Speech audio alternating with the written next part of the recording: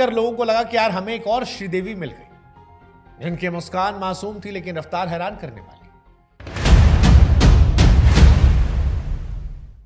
जिसने 2-3 साल के फिल्मी करियर में ही वो कर दिया जो कई कलाकार पूरी उम्र नहीं कर पाते, जिनके गाने आज भी लोग सुनते हैं और उन्हें देखकर कहते हैं यार क्या गजब की खूबसूरती।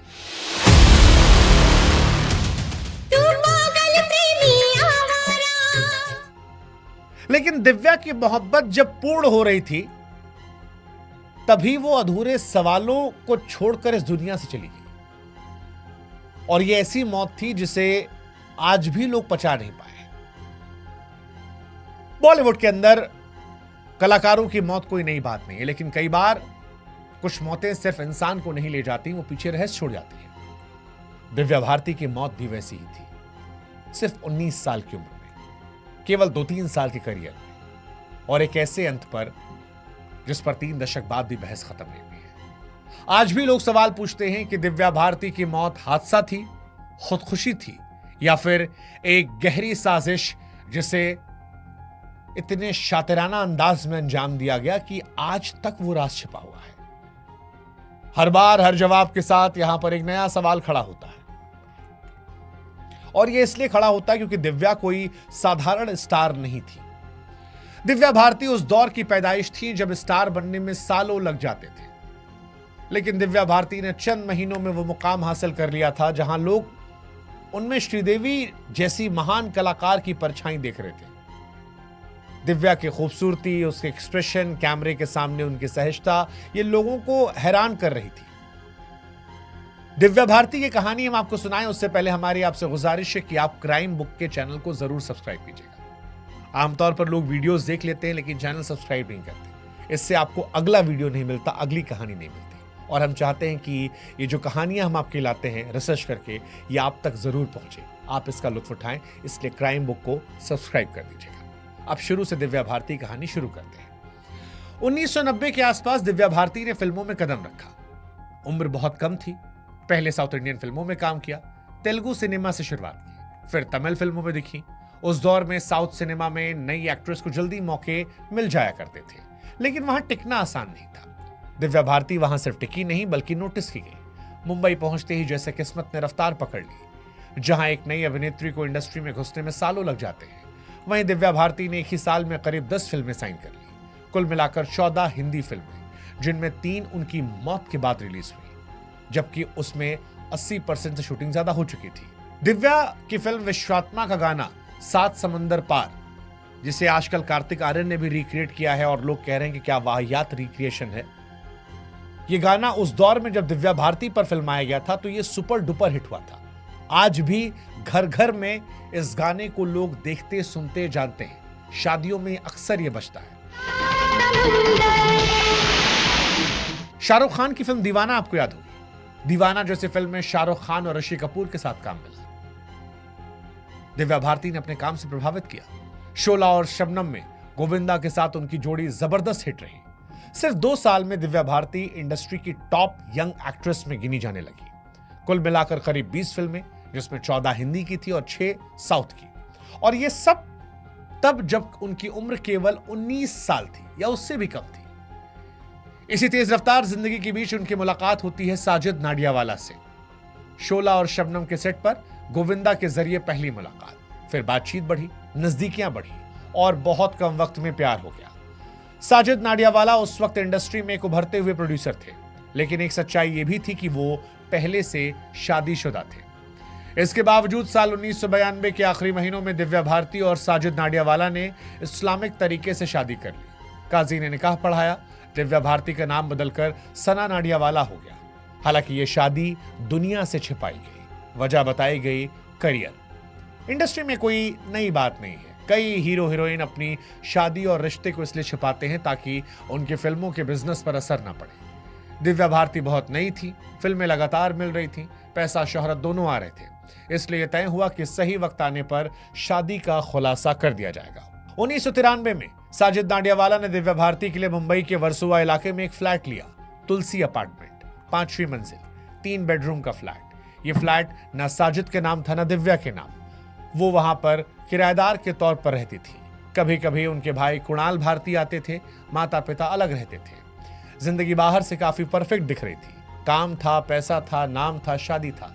लेकिन सवाल यहीं से शुरू होता है, क्या सब कुछ सच में जितना आसान था उतना दिख रहा था? क्या इतनी कम उम्र में इतनी तेज रफ्तार संभालना आसान होता है? और क्या दिव्या भारती के निजी रिश्तों में सब कुछ ठीक था? तारीख आती है 5 अप्रैल साल 1993, जिस दिन ये कहानी हमेशा हमेशा के लिए बदल जाती है। 5 अप्रैल 1993 को यह तारीख दिव्या भारती की जिंदगी का आखिरी दिन साबित हुआ। लेकिन उस दिन की शुरुआत बहुत आम दिनों जैसी थी। सुबह हैदराबाद में शूटिंग हुई, वही भागदौड़, वही यूनिट, वही कैमरे, वही जल्दी जल्दी सीन खत्म करने की कोशिश। दिव्या भारती उस वक्त एक साथ हिंदी और साउथ इंडियन दोनों फिल्में कर रही थी। यही वजह थी कि उनका शेड्यूल बहुत टाइट था। उस दिन शूटिंग के दौरान उनके पैर की उंगलियों में चोट लग गई, बैंडेज बंधा था, दर्द था, लेकिन काम रुका नहीं। दोपहर के आसपास शूटिंग खत्म हुई और शाम को मुंबई रवाना हो गई। शाम होते होते वर्सोवा के तुलसी अपार्टमेंट स्थित अपने फ्लैट पहुंची, 5वीं मंजिल, जहां पर 3 बेडरूम का फ्लैट और वो किराएदार के तौर पर थी। इत्तेफाक से उसी दिन दिव्या भारती ने मुंबई में अपना एक 4 बेडरूम का फ्लैट भी खरीदा था। ये बात बाद में पुलिस जांच में सामने आई। दिव्या इस डील को लेकर बहुत खुश थी, क्योंकि 19 साल की लड़की जिसने कुछ ही सालों में इतना नाम पैसा कमाया था कि वो मुंबई जैसे शहर में अपना घर खरीद सके, ये उनके लिए बहुत बड़ी बात थी। उन्होंने अपने भाई कुणाल भारती को घर बुलाया और ये बात खुशी खुशी बताई, माँ बाप को जानकारी दी, आसपास के लोगों से बात की। जांच में बात सामने आई कि उस दिन दिव्या भारती का मूड अच्छा था, वो परेशान या डिप्रेस नहीं थी। यही बात बाद में सुसाइड थ्योरी के खिलाफ सबसे बड़ा तर्क बनी। अगले दिन यानी 6 अप्रैल को फिर शूटिंग के लिए मुंबई से बाहर जाना था, लेकिन पैर की चोट और नए घर की खुशी की वजह से प्रोड्यूसर से शूट एक दिन आगे बढ़ाने की बात कही। प्रोड्यूसर ने सहमति दे दी, यानी अगले दिन की कोई जल्दी नहीं थी। शाम ढलते ढलते दिव्या भारती अपने फ्लैट में थी, तभी उनके करीबी दोस्त और मशहूर फैशन डिजाइनर नीता लुल्ला का फोन आता है। नीता वही डिजाइनर थी जो दिव्या भारती की ज्यादातर फिल्मों के कॉस्ट्यूम डिजाइन करती थी। प्रोफेशनल रिश्ता कब दोस्ती में बदल गया था, ये किसी को पता नहीं चला। नीता लुल्ला ने कहा कि वो अपने पति डॉक्टर श्याम के साथ उनके घर आना चाहती है। कुछ आने वाली फिल्मों के कॉस्ट्यूम और कैरेक्टर को लेकर दिव्या भारती से बात करनी है। दिव्या भारती ने उन्हें बुला लिया। रात करीब 9 बजे नीता लुल्ला और उनके पति डॉक्टर श्याम तुलसी अपार्टमेंट के उस फ्लैट में पहुंचे।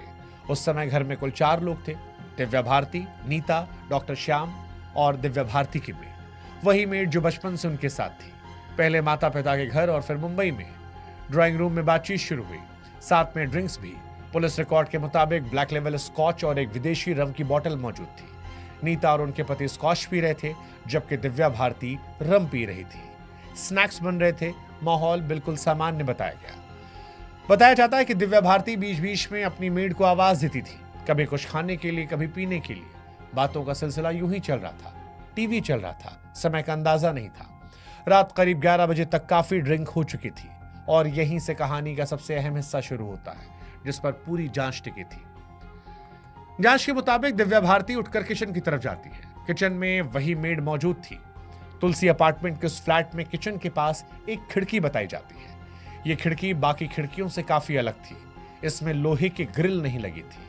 मुंबई जैसे शहर में यह अजीब बात है। उस खिड़की के नीचे एक करीब 12 इंच चौड़ी दीवार थी। पुलिस के मुताबिक दिव्या भारती उस दीवार पर बैठने की कोशिश करती है। उनका चेहरा किचन की तरफ होता है और पीठ बाहर की तरफ, यानी वो बाहर नहीं देख रही थी। पुलिस की जांच में यह भी बताया गया कि दिव्या भारती अक्सर ऐसा करती थी। वो खिड़की पर बैठकर मेड से बात करती थी, लेकिन उस रात शराब ज्यादा पी ली थी, संतुलन बिगड़ा और अगले कुछ सेकंड में वो पीछे की तरफ गिर गई। 5वीं मंजिल से सीधे गिरना और सीधा फर्श पर। उस जगह पर आमतौर पर सोसाइटी की पार्किंग होती थी। लगभग हमेशा कोई ना कोई गाड़ी खड़ी रहती थी, लेकिन उस रात एक भी गाड़ी नहीं खड़ी थी और ये बात भी बाद में कई सवालों की वजह बनी। जैसे दिव्या भारती नीचे गिरी, मेड चीखने लगी। ऊपर ड्राइंग रूम में बैठे नीता और उनके पति को पता चला। वे दौड़कर नीचे आए, पड़ोसी इकट्ठा हुए, गार्ड को बुलाया गया। दिव्या भारती उस समय जिंदा थी, सांसें चल रही थी, लेकिन सिर में गंभीर चोट थी, खून बह रहा था। अस्पताल ले जाया गया, कूपर अस्पताल। ये वही अस्पताल है जहां सुशांत सिंह राजपूत को भी ले जाया गया था।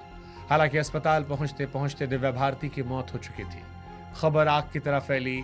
एक उभरती हुई सुपरस्टार सिर्फ 19 साल की उम्र में अचानक दुनिया से चली जाती है। पूरे देश में सनसनी फैल गई और यहीं से बहुत सारे सवाल उठे कि अगर ये सिर्फ हादसा था तो इतनी सारी अजीब बातें क्यों? अगर ये सुसाइड था तो वजह क्या थी? और अगर ये मर्डर था तो फिर किसने और क्यों किया? दिव्या भारती की मौत की खबर आते ही यह साफ हो गया कि यह कोई साधारण मामला नहीं था। वजह सिर्फ ये नहीं थी कि वो एक मशहूर अभिनेत्री थी, वजह इसलिए भी थी क्योंकि हालात कुछ ज्यादा ही अजीब थे। वर्सोवा पुलिस स्टेशन के अंतर्गत थाने आने वाला केस सीधे पुलिस इंस्पेक्टर जे जाधव को गया। शुरुआती जांच उसी फ्लैट में शुरू हुई जहां दिव्या भारती की मौत हुई।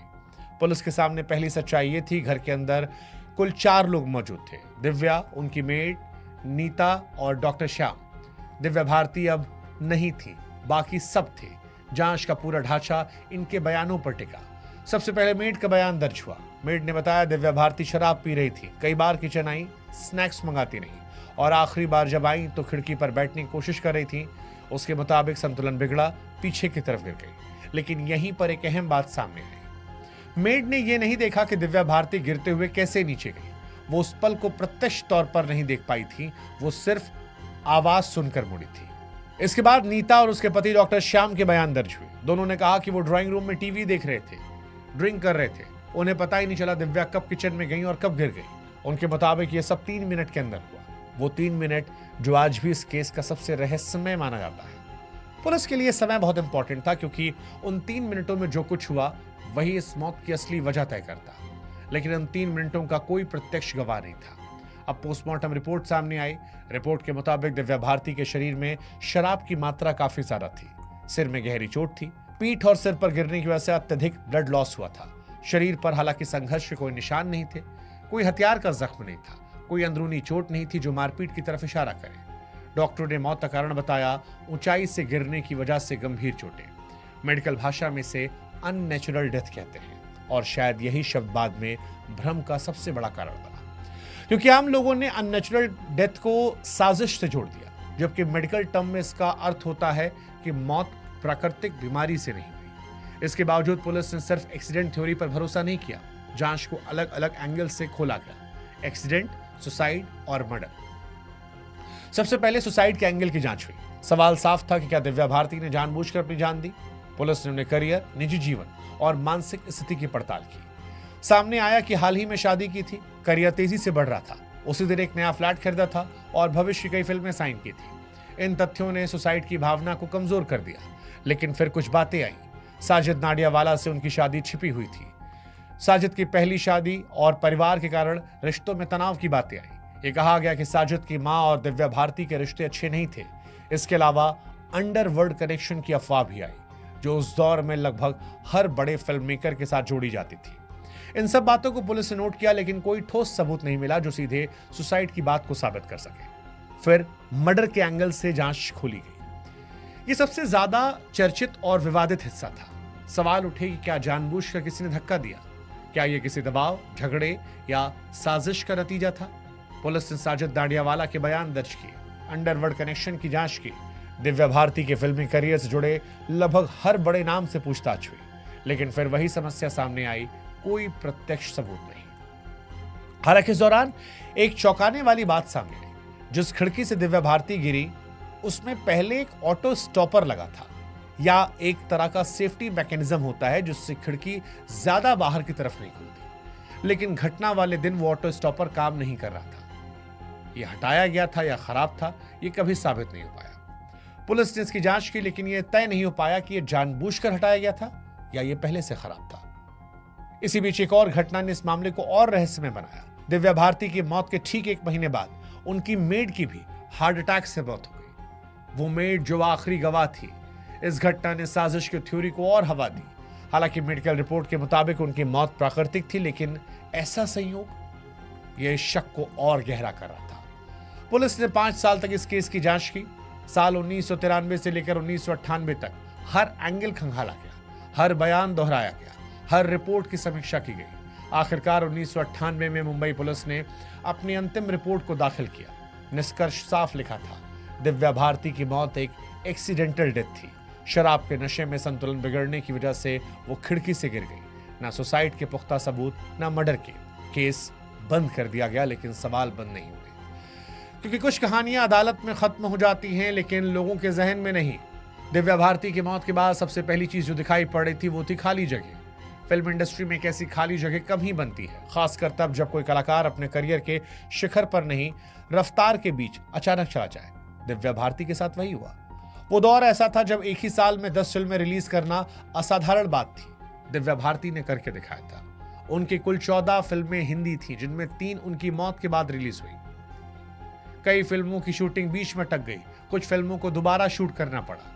सबसे चर्चित उदाहरण तो आंदोलन पिक्चर का है, जिसे साजिद नाडियावाला ही प्रोड्यूस कर रहे थे। इस फिल्म की शूटिंग लगभग पूरी हो गई थी, लेकिन दिव्या भारती की मौत के बाद पूरी फिल्म को दोबारा बनाया गया और दिव्या भारती की जगह श्रीदेवी को लिया गया। ये वही श्रीदेवी थी जिनकी हम शक्ल कहे जाने की वजह से दिव्या भारती को शुरुआती पहचान मिली थी। जब दिव्या भारती बॉलीवुड में आई तब लोग कहते थे कि पर्दे पर श्रीदेवी की झलक लौट आई है। यही तुलना उनके लिए वरदान भी बनी, पहचान भी, और यही तुलना उनकी मौत के बाद एक अजीब इत्तेफाक में भी बदली। दरअसल दिव्या भारती की मौत के 25 साल बाद 2018 में श्रीदेवी की मौत हुई, दुबई के एक होटल बाथरूम में। रिपोर्ट में कहा गया कि एक्सीडेंटल डेथ है। शराब का जिक्र वहां भी आया। वहां गिरना नहीं था, यहां गिरना था। एक की मौत ऊंचाई से गिरने से हुई, दूसरी की डूबने से, लेकिन दोनों मामलों में एक ही शब्द लिखा गया, एक्सीडेंटल डेथ। यह सिर्फ संयोग था या फिर किस्मत की अजीब विडंबना, इसका जवाब किसी के पास नहीं है। लेकिन इतिहास में कुछ इत्तेफाक इतने सटीक होते हैं कि वे सवाल बन जाते हैं। दिव्या भारती के जाने के बाद साजिद नाडियावाला लंबे समय तक शक के दायरे में रहे। उनके बयान दर्ज हुए, उनकी निजी जिंदगी, पहली शादी, पारिवारिक दबाव, अंडरवर्ल्ड कनेक्शन की अफवाहें, सब कुछ खंगाला गया। लेकिन पुलिस को ऐसा कोई ठोस सबूत नहीं मिला जिसके आधार पर केस आगे बढ़ाया जाए। अंततः उन्हें क्लीन चिट मिल गई। हालांकि मीडिया ट्रायल कभी बंद नहीं हुआ। हर कुछ सालों में ये केस फिर जिंदा होता है, कभी किसी किताब में, कभी किसी इंटरव्यू में, कभी किसी टीवी की डिबेट में। और हर बार एक ही सवाल उठता है, क्या सच में यह सिर्फ हादसा था? एक तरफ पुलिस रिकॉर्ड है, मेडिकल रिपोर्ट है, क्लोजर रिपोर्ट है।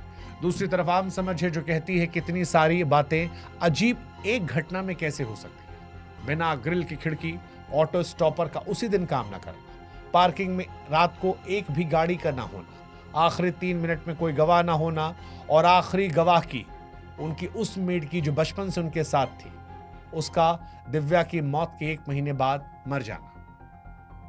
इन सवालों का जवाब शायद कभी नहीं मिल पाएगा, क्योंकि कानून सबूत पर चलता है और यादें शक पर। दिव्या भारती के माता पिता ने कभी भी खुलकर किसी पर आरोप नहीं लगाए। यह स्वीकार किया कि बेटी चली गई, लेकिन वजह को लेकर कोई दावा नहीं किया। शायद इसलिए कि कुछ जवाब इंसान को सुकून नहीं देते। आज जब पीछे मुड़कर देखा जाता है तो दिव्या भारती का अभिनेत्री ज्यादा संभावना लगती है, वो संभावना जो पूरी नहीं हो पाई। अगर वो जिंदा रहती तो शायद 90 के दशक का हिंदी सिनेमा कुछ और होता। शायद कई रोल, कई फिल्में, कई रिकॉर्ड किसी और के नाम ना होते। लेकिन इतिहास अगर मगर पर नहीं चलता। दिव्या भारती कहानी यहीं खत्म नहीं होती। यह हर उस जगह जिंदा रहती है जहां किसी जवान मौत को समझना मुश्किल हो जाता है।